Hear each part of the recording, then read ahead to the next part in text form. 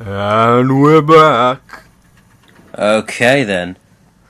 So we just hacked a door and now we're sneaking around through the first open labs. Here it's a good idea to have the tranquilizer gun, of course. You can take all the guys out, but we're not going to do that. No, you're not. You are going to simply stealth around them. I wouldn't have the first idea how to do this, so let's see what you do.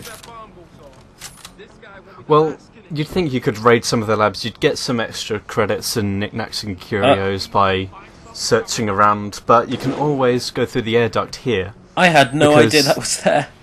Okay. Oh, yeah. That simplifies things massively.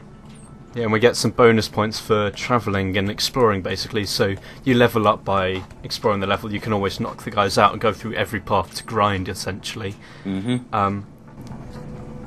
But the reason we're going through here is that here's a good tranquilizing point. Oh, okay. Yeah, you can see the whole lab, and you can also jump on all of those individual lights. There's no secrets there, though. It's just fun to do. Give yourself a bit of platforming. Yeah, but this is actually the first lab, and if you heard earlier, there's hostages here, and well, there they all are. Because if we look around here, we see all the guys just tied up on chairs, and there's a bomb here. We can either hack this thing, which I will be doing. Yeah. Obviously. But what's notable is if you try going through the doors, either in or out, the doors lock. And then the bomb starts a countdown and you have to hack it to either turn it off. Or you can run out the room through the air vent, but everyone dies. You heartless monster. Hey, what are you doing? I'm just milling about. What is it, a bomb? I don't even care. Whatever. It's going to explode. Oh, man. Richard, get word to Sarif. I found the hostages. And? Bastards used gas. Poison gas with a time-delayed release. My God. I know. Sanders has a lot to answer for. 420, bro. But no. Oh, the alternate timeline then. Yeah, so obviously we're just going to hack it. This is a slightly better example of hacking, but not a great one because there's only one type of node here. So you just want to activate all the nodes, basically. That's hacking. Yeah, you'll get extra practice points that way. Access granted. Automated dispersal device deactivated. Pritchard, get word to Sarif. I found the hostages. I'm relaying good news, I hope. They're safe, and they're staying put. SWAT will have to exfil them as soon as I've got the prototype. I'll tell Sarif, but don't take too long. Listen up. I need you all to stay calm, keep your voices down, and wait here for SWAT. The plant's not clear yet. Not clear, but those terrorists, they've got my wife. Your wife? She's the manager here, Josie Thorpe. They said they needed her to open the administration building. They were looking for evidence of some kind. Please, I haven't seen her since. You have to find her.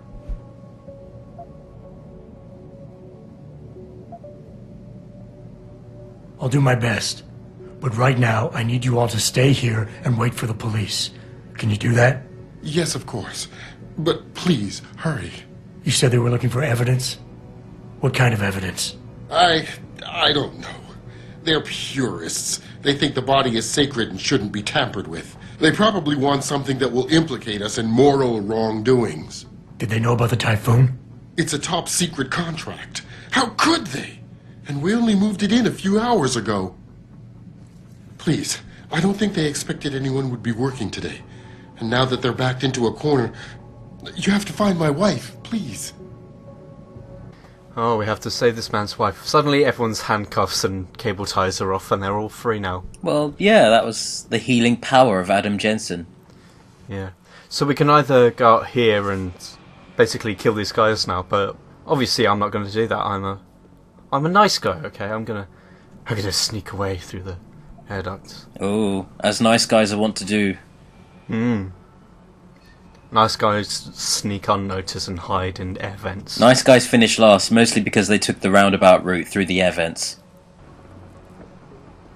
Yeah, but damn it, we do get our exploration. We get all that experience, I'll tell you that.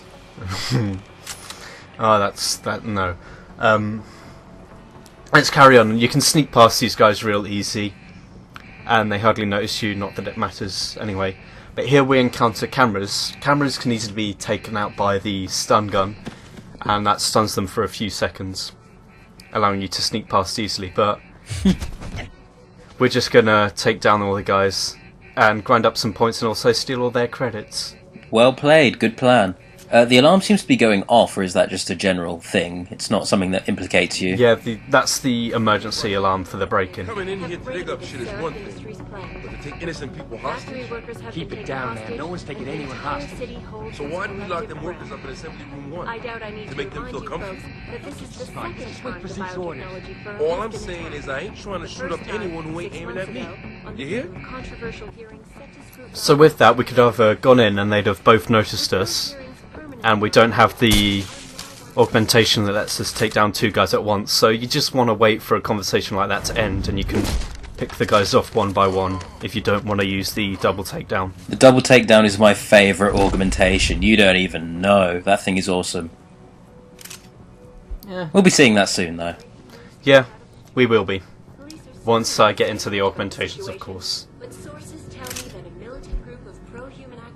But hey, we pick up pocket sentries from going through these guys. That one's just told us that there is a gun launderer in Detroit, and if we use that, then we can get a discount. Ah, nice. But there's the other guy who we just helped, who was one of the hostages, who we just saved from the gas bomb. Mm-hmm. The neuro gas bomb. And if we save his wife, basically he'll thank us later.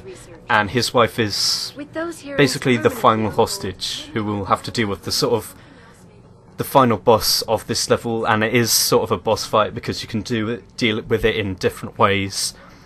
So it's a sort of boss fight that wasn't outsourced and is still has a sort of atmosphere of Deus Ex. You can either kill him or talk him to death or whatever. I'd say it's more like a boss negotiation, as it were. Yeah. Which is pretty much what all the kind of conflicts in this game should have been. I think. The conflict should have encumbered either the skills that you've learned or basically being able to do it your way. Yeah. Oh, more hacking. Again, What? nice and easy one. Isn't there an achievement that's like cringingly called like Elite Hacksaw or something like that?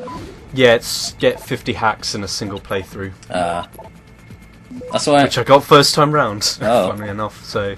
I only got 49 hacks out of principle. Did not want that achievement flaring up. Have all my Xbox friends laughing at me. You don't have any friends. Don't tell people that! Oh, another lab room. Oh, they're shooting up the place upstairs, but we're downstairs, so we're safe now. How are we going to get past all these guys? Well, I know about this little hidden bit. Basically, Yeah. anywhere you find these kind of stacked boxes, you can kind of gather there's probably something hidden for if you can pick up a box, then there's an alternate path somewhere around. We just build ourselves a box fort and then crawl through the elevator. Fuck it. Words. Vent. But box forts are fantastic if you do want to engage in the, straight up combat in this game. There's something very cathartic about, almost in like Portal, It's building like up your Minecraft. boxes and yeah. So I'm going to have to yeah. stop you there because there's something very important in here. As you can see, there's a frag grenade which we're going to need later to get ourselves a praxis kit. Wait, in here? Oh, yeah, I know what you mean. There's a frag grenade in here, but we'll need it for later. I know exactly where you mean. Don't worry. No, you don't. I do. I have a clue of what you mean. I might be wrong. You probably are. But we could either go straight to the elevator there, or we could sneak this way and get ourselves a nice little present. Oh, hey. So we take this guy out.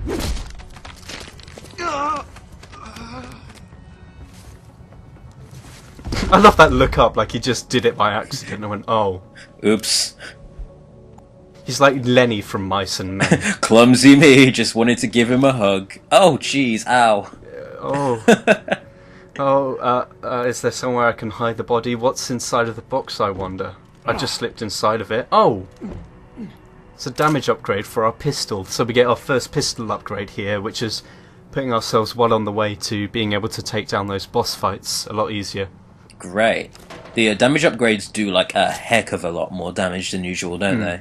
Well, there's the armor piercing upgrade as well, which is separate, but the damage upgrades just boost it that little bit further. There's a lot of upgrades, especially for the standard pistol, and it doesn't take up much inventory space either. There, you can get the silencer, the laser sight, which helps you aim, the armor piercing rounds, as I mentioned, that help you take down robots with the pistol a lot easier. And it basically makes things a lot easier for you. If you want to play the game, instead of buying practice kits, you buy weapon modifications, then you can have a much more fun shooter with standard RPG elements towards your guns instead of your actual body. And also there's pills behind that box. I went for the happy medium at all times, any given time. Taking advantage of everything offered to me.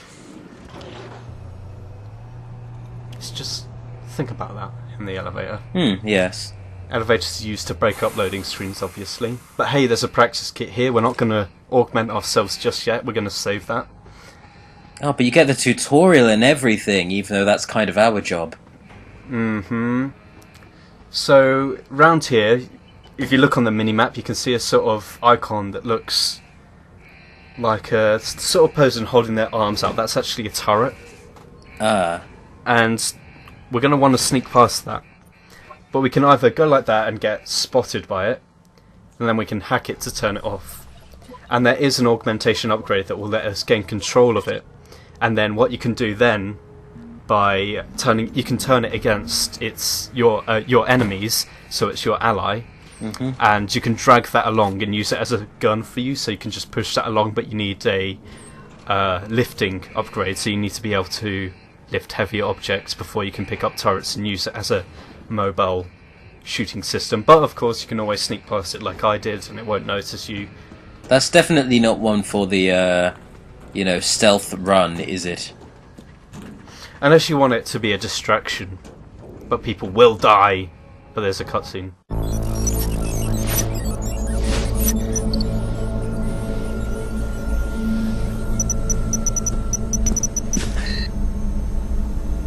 Step away from the console. Now!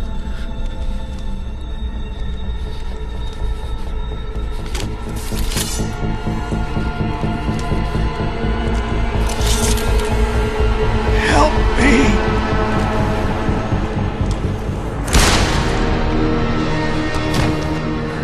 Son of a bitch!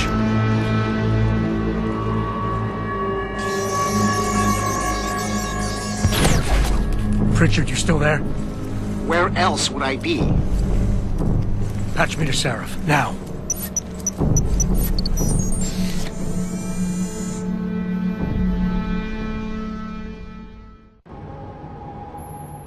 Adam, it's David.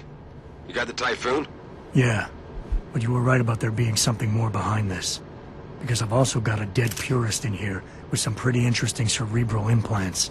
Don't touch him. Oops. We'll need an expert to recover his neural hub, in case it's booby-trapped. Copy that. What about Sanders? SWAT's pressuring me to let them off the leash. Find them before they do, and deal with them. So rather amazing cutscene there that's already got the pacing going in a rather brilliant way that most games fail to do.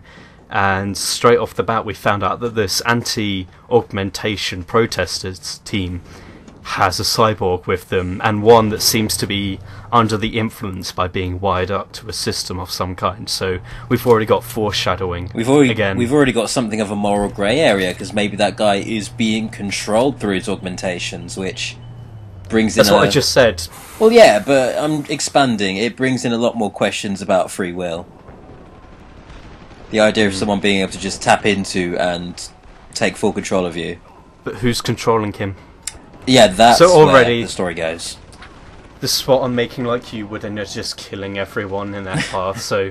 See, I was doing that, but more efficiently. But here we've picked up a machine pistol.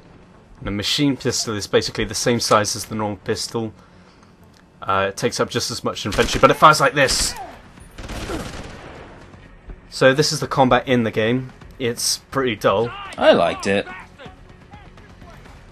It's standard, pop out of cover, wait for your health to recharge and get some shots off. Not necessarily. Most of the augmentations I did give myself were about boosting my health, so I could be a bit more gung-ho about it.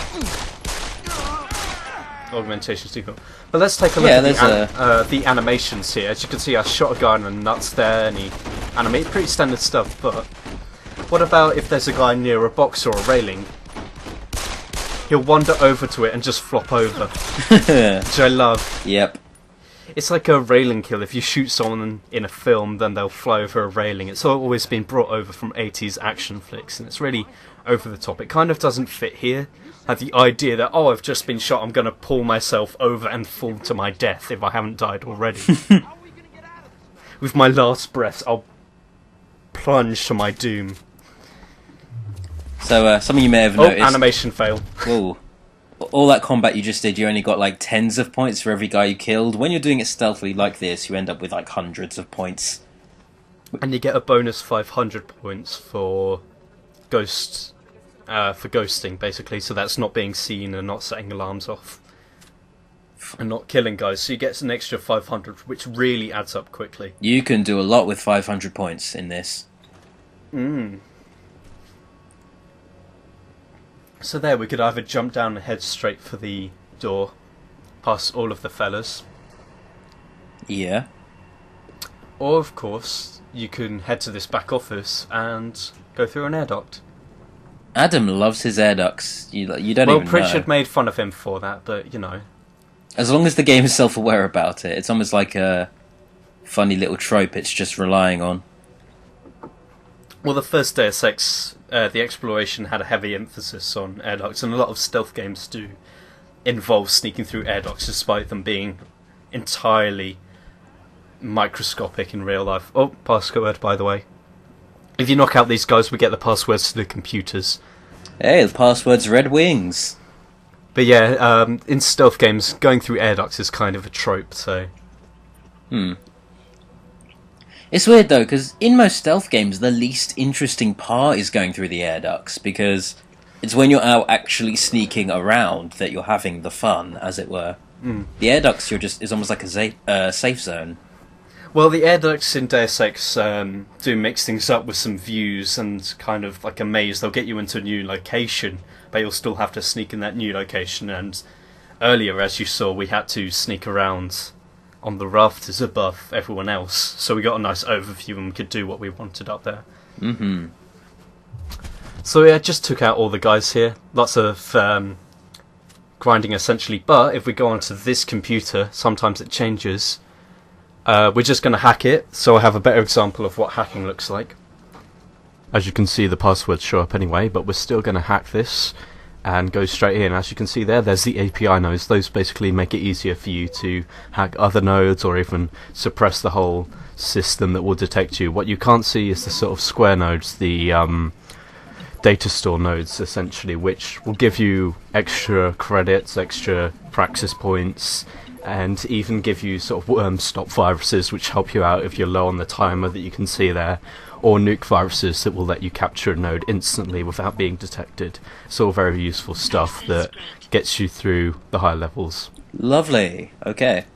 So we're just going to look through all the emails now, and this last one right here is actually a reference to a play that Elias Tofax, Adam Jensen, the voice actor, and Anakin Slade, one of the writers, the dialogue writer. It's a reference to one of the plays in which they made fun of the idea of Star Wars Episode 7, which was basically making fun of all the prequels and all that shit. I'm not going to go through all of the other ones, of course, though, because they're just standard office arguments and emails from Pritchard about security, nothing really major towards the plot or any interesting Easter eggs. I like the very nice little details, like, you know, certain people in certain computers and offices having arguments with each other. So as you saw there, just on that e-pad, that's basically talking about synthetic muscle fibres, which is what I mentioned in the prologue stage, which is tippy toppers, and we'll just have to wait for the next part for the conversation with Sanders and the debrief. Cool, I'll see you then.